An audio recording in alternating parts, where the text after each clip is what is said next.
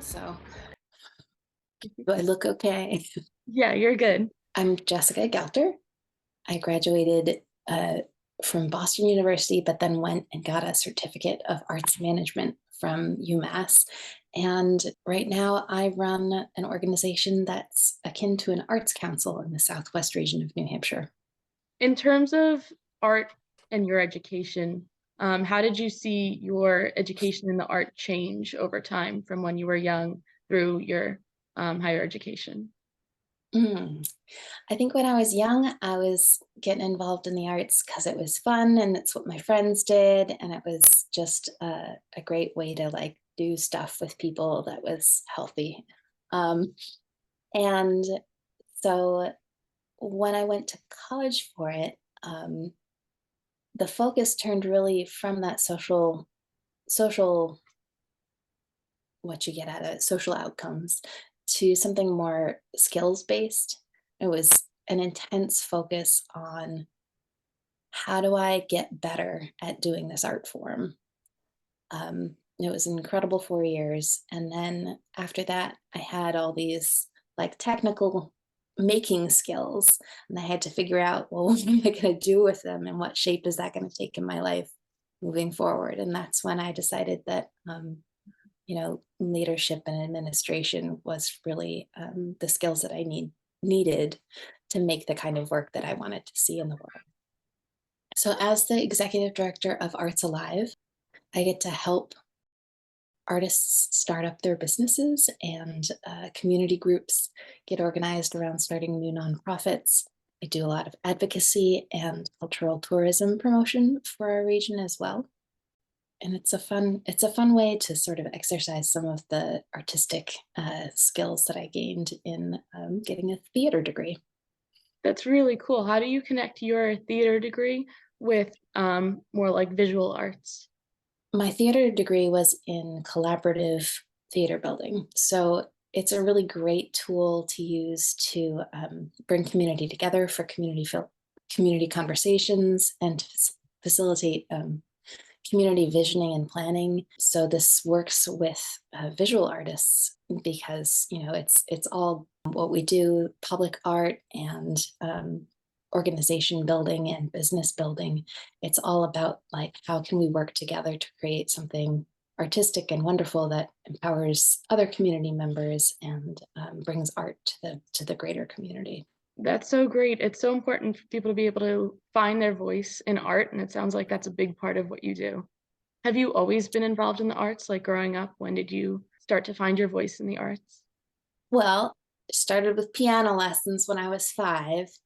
um, Definitely got into theater when I was 8, and my dad was getting involved in it and wanting to find more community and ways to be involved in just meeting new people and making friends, and it was a great tool for that. I think the arts really bring people together and in lots of different ways make you feel less alone, make you feel connected with humanity.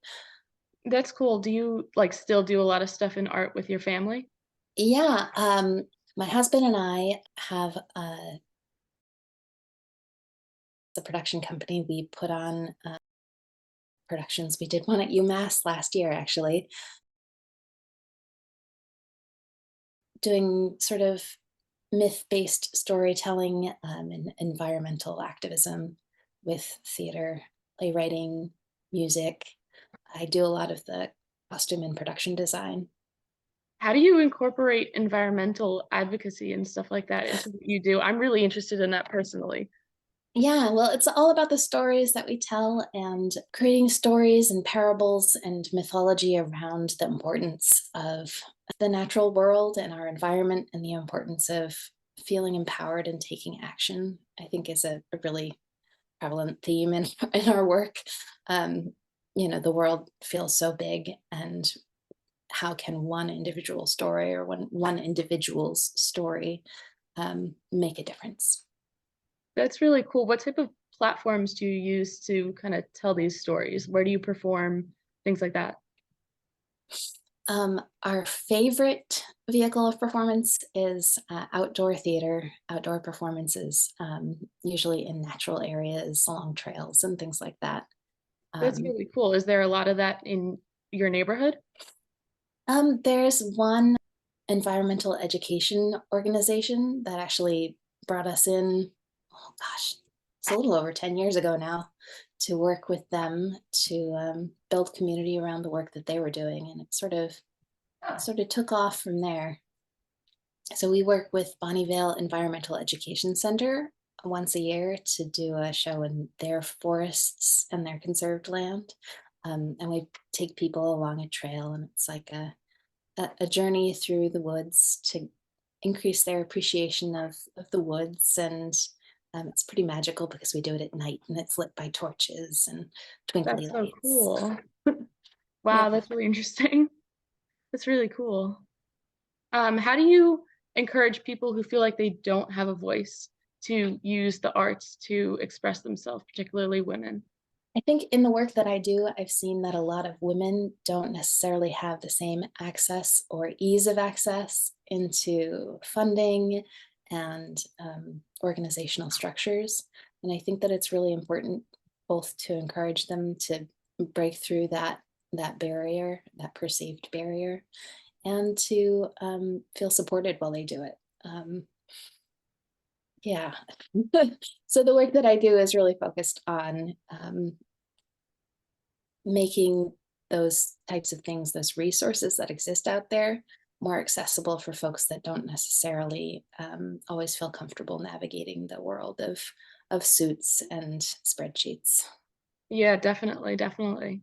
Is there any advice that you have for young people, or girls who are looking to find their voice in arts, a direction that they can head towards, um, a mentor to look up to? Hmm. That's a really good question. I found my first mentors in the arts um, when I was working. I had a normal job, and then I decided to join a board. Someone invited me to join a board of an arts organization, and that was the moment where I sort of understood that I could have a leadership and I could help shape what an arts experience was. And so I would definitely recommend when somebody says, "Hey, do you want to join our board?" Um, Say yes. It's weird and it's different, and it's full of caring people who love the arts, and they always want to get the next generation involved.